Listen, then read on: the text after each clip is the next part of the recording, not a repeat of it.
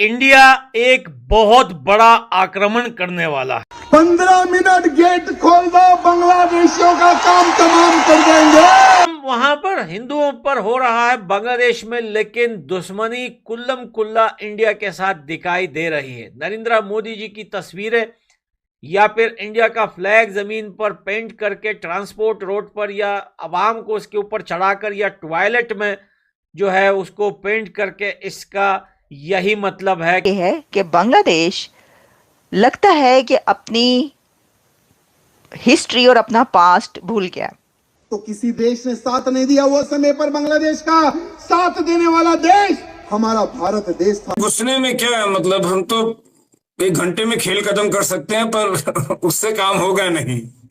यही गलती पाकिस्तान करता रहा है कि हम उस तरह के नहीं, हमने तो आज तक किसी कंट्री पर अटैक ही नहीं किया है। बांग्लादेश को डराने के लिए म्यांमार के साथ की जरूरत नहीं है, ये आप भी जानते हैं। पढ़े लिखे देशों की बात आती है तो नो डाउट बांग्लादेश भी उनमें स्टैंड करता है, लेकिन जब जाहिलियत की बात आती है तो जाहिलियत में भी बांग्लादेश स्टैंड करता है। लेकिन हम ये कह सकते हैं कि पाकिस्तानियों से ज़्यादा दिमाग है बांग्लादेश के पास, क्योंकि ये इनको अगर चीज़ें समझाओ तो समझते हैं, क्योंकि यही वो देश है जहाँ से 2 नेशन थ्योरी की शुरुआत हुई थी, क्योंकि यही वो देश है जो बच के निकल गया। बट ये लोग चाहते क्यों हैं वर्ल्ड वॉर? मतलब वर्ल्ड वॉर की बात नहीं कर रहा हूँ, कि अगर छोटी मोटी चीज़ें हैं तो उनको खुद सॉर्ट आउट कर लो। जब तुम पाकिस्तान से इतना समझदार हो ही, मतलब खुद को उनसे ऊपर बताते हो। जब इंडिया और पाकिस्तान का बंटवारा हो रहा था तब भी आप कुछ नहीं बोले थे, मतलब बोले क्या थे, कुछ भी इनका सहयोग नहीं था। पूरा का पूरा जवाहरलाल नेहरू का था जो भी था सहयोग। लेकिन जब आपको इतना ही लगता है कि आप अकेले स्टैंड कर सकते हो तो आप क्यों दूसरों के पीछे पड़ रहे हो? जो ये है पूरा का पूरा पाकिस्तान को टारगेट करती है। उसके बाद पाकिस्तान को टारगेट करने के बाद कभी उधर की बातें इधर करेंगे, उधर की बातें इधर करेंगे। तब इसमें होगा क्या? या तो इंडिया चाहे तो इनको पल में बर्बाद कर दे, क्योंकि इंडिया के पास पावर है। पावर इन द सेंस कि अगर ये बिजली और पानी रोक देना तो ये ऐसे ही ख़त्म हो जाएंगे। आर्मी की तो ज़रूरत ही नहीं पड़ेगी, खर्चा अपना बचेगा। इनका अब तो पूरा का पूरा देश तबाह हो जाएगा। ये पहले गुलाम नहीं बने थे तो अब बन जाएंगे, मतलब पहले गुलाम बने भी थे तो ज़्यादा नुकसान नहीं हुआ था, तो इस बार ज़्यादा नुकसान होगा। इंडिया एक बहुत बड़ा आक्रमण करने वाला है। जी हाँ दोस्तों, जैसे आप लोगों ने सुना, इंडियन पार्लियामेंट में एक बिल पेश किया जा रहा है, जिस बिल में यह लिखा है कि बांग्लादेश पर हमला किया जाए और बांग्लादेश पर आक्रमण किया जाए इंडिया की तरफ से। आखिर कब तक बांग्लादेश में ऐसा चलेगा कि बांग्लादेश के हर एक गली, रोड, सड़क पर इंडिया का फ्लैग जो है वो पेंट करके उस पे लोगों को चढ़ाया जा रहा है। पहले दोस्तों ये सिर्फ एक पिक की नजर से बाहर आ रहा था, जो लोग एआई के मदद से क्रिएट कर रहे थे, लेकिन अब ये रियलिटी में चेंज हो गया है। दोस्तों हमारे पास ऐसी बहुत सारी वीडियोस आती है, यूट्यूब के गाइडलाइंस की वजह से हम आपको नहीं दिखा सकते, क्योंकि उसमें मारा मारी है। बहुत सारी वीडियोस जो है हिंदुओं की बांग्लादेश से हमारे हाथ लगी, हमने देखी भी, जहां पर अत्याचार हो रहा है हिंदुओं के ऊपर। और स्पेशली ये वाली वीडियोस तो सोशल मीडिया पे काफी ज्यादा ट्रेंड पे चल रही है कि इंडिया के फ्लैग जो है वो कभी टॉयलेट में, कहीं पर फर्श पर, कहीं पर जमीन पर, कहीं पर सड़क पर पेंट किए गए हैं कि लोग उसके ऊपर आते जाते, पब्लिक जो है उसके ऊपर चढ़ रही है। अगर नहीं भी किया तो जो ताल्लुकात और रिलेशंस है बांग्लादेश के इंडिया के साथ, वो तो अच्छे नहीं जा रहे। तो ये बांग्लादेश ही तो था जिसने इंडिया को कहा था कि हमारा बांग्लादेश बनवा दो। मतलब मुझे तो हैरानी ये हो रही है, लोगों को हैरानी ये हो रही है कि ये बांग्लादेश ही तो था जिसने इंडियन फोर्स को, इंडियन फौज को बुलाया था कि हमारा मुल्क बनवा दो। हमें जो है वो मार पड़ रही है पाकिस्तान से। बात ये है कि फिर ये बात हो रही है, ऐसे बहुत सारे लिबरल्स भी जो कभी ये कहा करते थे कि देखें जो शेख मुजीबुर रहमान है उसके साथ कितनी ज्यादती हुई, और हम भी ये कहते हैं और कहते रहे और कहते रहेंगे कि जो उस वक्त के पॉलिटिशियंस थे उन्होंने क्या कहा, बांग्लादेशियों को काले कलूटे हैं कि भाई ये तो ऐसे हैं तो ये क्या काम करेंगे, ये कौन होते हैं कि इनकी लैंग्वेज बोली जाए। यहाँ तक कहा गया कि जिन्ना साहब जब ने ये कह दिया था कि जो लैंग्वेज है वो उर्दू होगी, बांग्लादेशी लैंग्वेज नहीं हो। लोग हैं बांग्लादेशियों को पाकिस्तान की तरफ से जिनको हम कंडेम करते रहे और अभी भी कंडेम करते हैं, अब वही लोग ये कह रहे हैं कि भाई ये ठीक हुआ है इनके साथ। इसकी वजह ये कि पहले इस तरफ गद्दारी की और अब जिन्होंने इनका मुल्क बनाया उनके साथ गद्दारी कर रहे हैं। तो भाई ये हो क्या रहा है?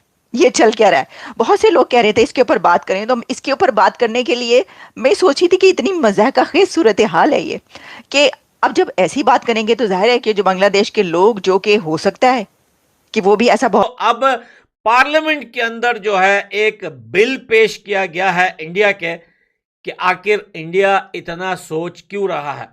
अगर हम मदद करने के लिए बांग्लादेश के लिए आगे हाथ बढ़ा सकते थे, बांग्लादेश को आजाद करवा सकते थे, बांग्लादेश के लिए हर साल हम 120 करोड़ हम उनकी हेल्प अपनी बजट में से अपने मुंह का निवाला उन्हें खिला सकते थे, और भी बहुत सारी इंपोर्ट एक्सपोर्ट में बांग्लादेश की हेल्प कर सकते थे, तो फिर भैया इतने छोटे देश पर हम आक्रमण क्यों नहीं कर सकते। वहां पर हिंदुओं पर हो रहा है बांग्लादेश में, लेकिन दुश्मनी कुल्लम कुल्ला इंडिया के साथ दिखाई दे रही है। नरेंद्र मोदी जी की तस्वीरें या फिर इंडिया का फ्लैग जमीन पर पेंट करके ट्रांसपोर्ट रोड पर या आवाम को उसके ऊपर चढ़ाकर या टॉयलेट में जो है उसको पेंट करके, इसका यही मतलब है कि बांग्लादेश अब इंडिया से लड़ना चाहता है। बातें लिखी हैं उसमें यह भी सवाल लिखा है कि अगर इंडिया बांग्लादेश को अभी नहीं रोकता, तो आपने सुना है कि पाकिस्तान चैनल्स पर अपने मुंह से बोल रहा है कि हम हथियार भर कर जो है वो बांग्लादेश लेके जा रहे हैं, और एक बार जो है पाकिस्तान बांग्लादेश के कंधे पे बंदूक रख के इंडिया पे चलाना चाहता है। गलती थी, हमने बांग्लादेश को आज़ाद करवाया, हमने उनको खिलाया पिलाया, अभी तक खिला रहे हैं, लेकिन अब जब वो हमारे गिरेबान पर हाथ डाल रहे हैं हम चुप बैठे हैं, क्योंकि हम अंदर से एक नहीं हैं। बहुत सारे हिंदू ये एक्सेप्ट कर रहे हैं कि हम हिंदू जो हैं आपस में भी लड़ पड़ते हैं और आपस में भी लड़े हैं। हम हिंदुओं में अब भी ऐसे लोग हैं जो खुद में नहीं बन रहे, तो हम बांग्लादेश के अंदर हिंदुओं पे जुल्म होने से कैसे रोक सकते हैं और वेपन्स का मुकाबला कर सकते हैं जो इंडिया के पास है। आप जानते हैं कि कितना बड़ा असलहा है इंडिया के पास है, कितना बड़ा खरीदार है इंडिया असलहे का, और अब तो इंडिया जो है वो बेचता भी है असलहा। मतलब जिस जगह पर पांचवी बड़ी इकोनॉमी, तीसरी बड़ी इकोनॉमी, दुनिया की सबसे बड़ी जमहूरियत, क्या उसका मुकाबला बांग्लादेश कर सकता है? बांग्लादेश की तो बिजली अपनी नहीं है। बांग्लादेश को बनाया जिस कंट्री ने, जिस मुल्क ने, क्या बांग्लादेश उससे गद्दारी कर सकता है? तो वो लोग कह रहे हैं कि भाई पहले एक तरफ गद्दारी की, अब दूसरी। जवानों के साथ लड़ाई झगड़ा करते रहे हैं, इनका अब ये फिर से शुरू हो गया। होस्टाइल कंट्री बांग्लादेश, हम एक बांग्लादेश को एक होस्टाइल कंट्री के तौर पे कैसे देखते हैं? भाई हॉस्टाइल मैं ऐसा कंट्री तो अभी जानता नहीं, क्योंकि वो कंट्री अभी लटकी पड़ी है बीच में, क्योंकि वहां पे जो है हुजी, जमात इस्लामी, हिजबुल तहरीर और ये जिनके की आईएसआई और आईसिस से लिंक हैं, अलकायदा से लिंक हैं, ये वो समय हावी हो पड़े हैं। तो फिलहाल तो वहां कुछ समझ ही नहीं आ रहा कि चली गई वो इकॉनमी। और देखिए, आप देखिए कि 42 करोड़ टोटल मुस्लिम पॉपुलेशन हो जाती है पाकिस्तान और बांग्लादेश के मिला के। तो अगर ये आग हमारे यहाँ आती है तो देखिए हमारे यहाँ भी तो 20-22 करोड़ मुस्लिम भाई हैं, तो 64 करोड़ हम मुस्लिम भाइयों की यहाँ बात कर रहे हैं। तो ये बहुत बड़ी सिक्योरिटी थ्रेट। आपने वो कहानी सुनी है ना, अपने पैर पे कुल्हाड़ी मारना, उसका लाइव एग्जाम्पल आपको देखने को मिलेगा बांग्लादेश। बांग्लादेश भैया इतना कूद रहा है कुल्हाड़ी के ऊपर कि क्या बताएं। इतना कूद रहे हैं कि मतलब ऐसा नहीं होता है कि जब तक चाहते नहीं है कि 6-7 टुकड़े ना हो जाएं, 10-20 भागों में बट ना जाए देश, तब तक कूदते रहेंगे हम। ये पता है क्या चाह रहे हैं? ये चाह रहे हैं, मतलब ये हर तरीका अपना के देख चुके कि कहीं बात बन जाए, कहीं न कहीं से कुछ न कुछ जुगाड़ लग जाए, लेकिन कुछ भी नहीं हो पाया इनसे। मतलब जैसे पाकिस्तान की एक बार हाल हुई थी जब IMF उनको लोन नहीं दे रहा था, पाकिस्तान यहाँ वहाँ दुनिया भर के साथ भीख मांग रहा था, मतलब एक न कंगाली की कगार पे था जब पाकिस्तान।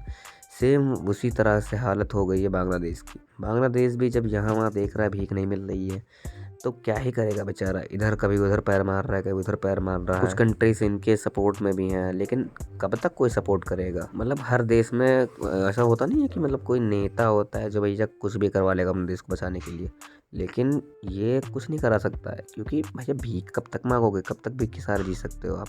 माना कि कुछ दिन आप जी लोगे, कुछ दिन सर्वाइवल कर लोगे, लेकिन एक आमदनी होती है ना पूरे एक देश के पास, वो कहाँ है? वो कहाँ से चली गई? घपला हुआ है। अब ऐसा मैं क्यों कह रहा हूँ, अब आपका इतना ही रुतबा है, अगर कोई और बोल रहा है कुछ तो आपको उसको रिप्लाई करने की क्यों ज़रूरत है? जब आपको पता है कि आपके देश की हालत ठीक नहीं है, इकॉनमी हालत ठीक नहीं है, तो क्यों आप दूसरों के पीछे पड़े हुए हो।